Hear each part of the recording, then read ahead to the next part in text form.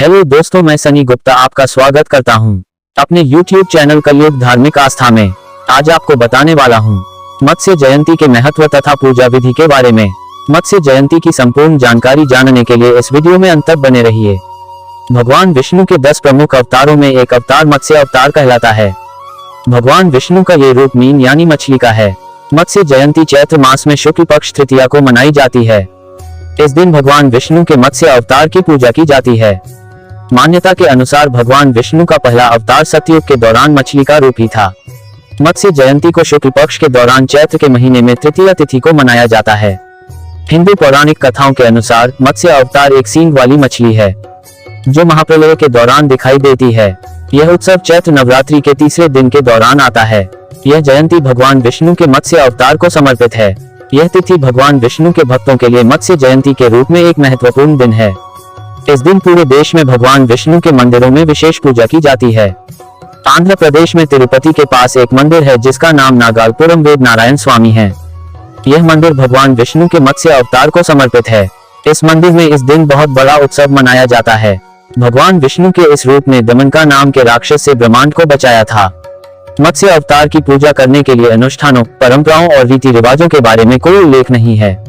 फिर भी मत्स्य जयंती के दिन हिंदू भक्त विष्णु के इस रूप की भक्ति और समर्पण के साथ पूजा करते हैं।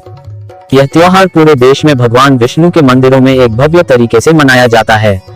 इस दिन विभिन्न प्रकार के प्रसाद तैयार किए जाते हैं और भगवान को अर्पित किए जाते हैं। भगवान का यह अवतार व्यक्ति के जीवन की एक नई यात्रा की शुरुआत को दर्शाता है। इस दिन को हिंदुओं द्वारा बहुत उत्साह और भक्ति के साथ मनाया जाता है और विभिन्न मंदिरों में भागवत कथा का आयोजन किया जाता है। मत्स्य जयंती के अवसर पर परंपरागत रूप से लोग धार्मिक स्थलों पर जाते हैं और पवित्र नदियों में स्नान करते हैं। आइए जानते हैं मत्स्य जयंती की पूजन विधि क्या है।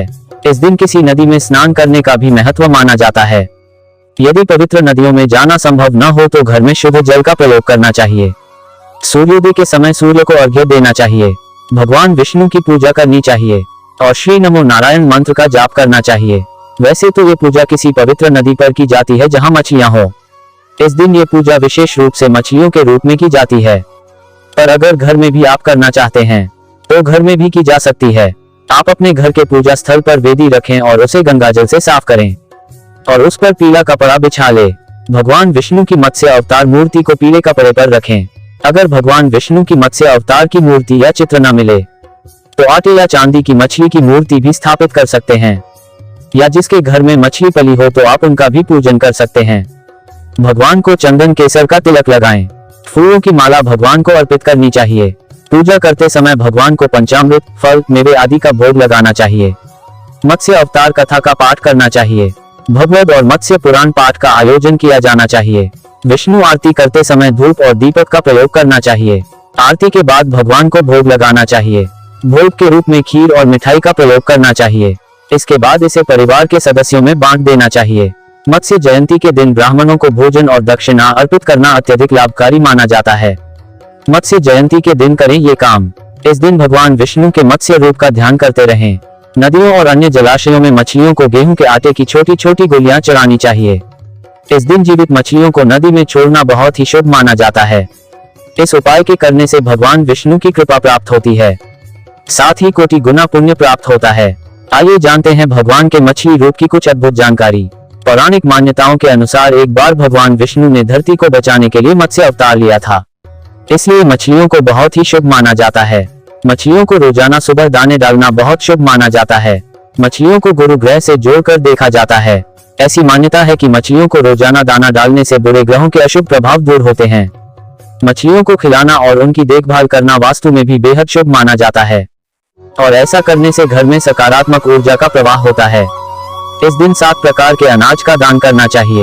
इस पूजा को विधिवत पूजन के बाद इस पूजा का विधिवत उद्यापन करना चाहिए और किसी प्राचीन विष्णु मंदिर में हरिवंश पुराण का दान करना चाहिए। आइए जानते हैं भगवान विष्णु के मत्स्य अवतार की उत्पत्ति की कथा। पुराणों में मत्स्य जयंती की कथा का उल्लेख है। भगवान विष्णु का पहला अवतार मत्स्य अवतार है। जब दुनिया का अंत होने वाला था तब भगवान विष्णु ने कदम रखा और मत्स्य अवतार लेकर पृथ्वी को बचाया था। सत्ययुग काल की बात है। सत्यव्रत मनु भगवान विष्णु के परम भक्त थे। एक दिन सत्यव्रत मनु नदी में पूजा करने जाते हैं और भगवान को तर्पण करते हैं। वहां उनके कमंडल में एक छोटी सी मछली गिरती है सत्यव्रत मनु एक धर्मपरायण, दयालु और परोपकारी राजा होने के कारण मछली को अपने घर ले जाता है। लेकिन मछली बहुत बड़ी हो जाती है, उसे घर में रखना मुश्किल हो जाता है। इसलिए सत्यव्रत ने उसे एक तालाब में स्थानांतरित कर दिया। मछली को तालाब में डालते ही मछली बड़ी हो जाती है कि वह उस तालाब में फिट नहीं बैठती है। तब राजा मनु मछली को तालाब से निकालकर नदी में डाल देते हैं, लेकिन मछली फिर से बढ़ जाती है और नदी से बड़ी हो जाती है। अंत में मनु उस मछली को समुद्र में स्थानांतरित कर देते हैं, फिर भी वह मछली समुद्र से बड़ी हो जाती है। मछली के इस रूप को देखकर मनु हैरान रह जाते हैं। उसे पता चलता है कि यह कोई साधारण मछली नहीं है। वह मछली को नमन करता है और मछली से इस सब के पीछे के रहस्य को उजागर करने के लिए कहता है। मछली में से भगवान विष्णु प्रकट होते हैं और उन्हें बताते हैं कि 7 दिनों के बाद पृथ्वी पर प्रलय होगी और ये सारी पृथ्वी पानी में डूब जाएगी, इसलिए उन्होंने मछली का अवतार लिया है। फिर वह राजा मनु को दुनिया को बचाने के लिए उनके निर्देशों का पालन करने के लिए नियुक्त करते हैं। श्री विष्णु ने मनु से एक बड़ी नाव बनाने को कहा। वह मनु को सभी आवश्यक वस्तुओं को इकट्ठा करने और नाव में रखने के लिए कहते हैं। फिर वह मनु को सप्तर्षि और अन्य सभी जीवित प्राणियों को नाव पर बुलाने के लिए कहता है। इस तरह प्रलय के बाद भी दुनिया का पुनर्निर्माण किया जा सकता है। मनु भगवान द्वारा दिए गए सभी निर्देशों का पालन करते हैं। ठीक 7 दिन बाद प्रलय होती है और फिर सारी पृथ्वी पानी में डूब जाती है। भगवान विष्णु एक बार फिर मछली के अवतार में आते हैं और सत्यव्रत से मछली में नाव बांधने के लिए कहते हैं। प्रलय समाप्त होने तक भगवान विष्णु मत्स्य अवतार रूप में जल में रहते हैं। इस कारण सभी भगवान विष्णु की कृपा से बच जाते हैं। भगवान विष्णु चारों वेदों को अपने पास रखते हैं और उन्हें दुनिया के पुनर्निर्माण के लिए भगवान ब्रह्मा को देते हैं। इस प्रकार भगवान मत्स्य अवतार लेते हैं और पृथ्वी की रक्षा करते हैं और सभी जीवों का कल्याण सुनिश्चित करते हैं। तो दोस्तों, ये थी मत्स्य जयंती का महत्व, पूजन विधि और भगवान विष्णु के मत्स्य अवतार की कथा की संपूर्ण जानकारी। तो दोस्तों, आगे भी आपको सभी देवी देवताओं, तीर्थों, प्राचीन मंदिरों से जुड़ी जानकारी देता रहूंगा। मिलते हैं अगली वीडियो में। जय मां काली, जय श्री नारायण हरि।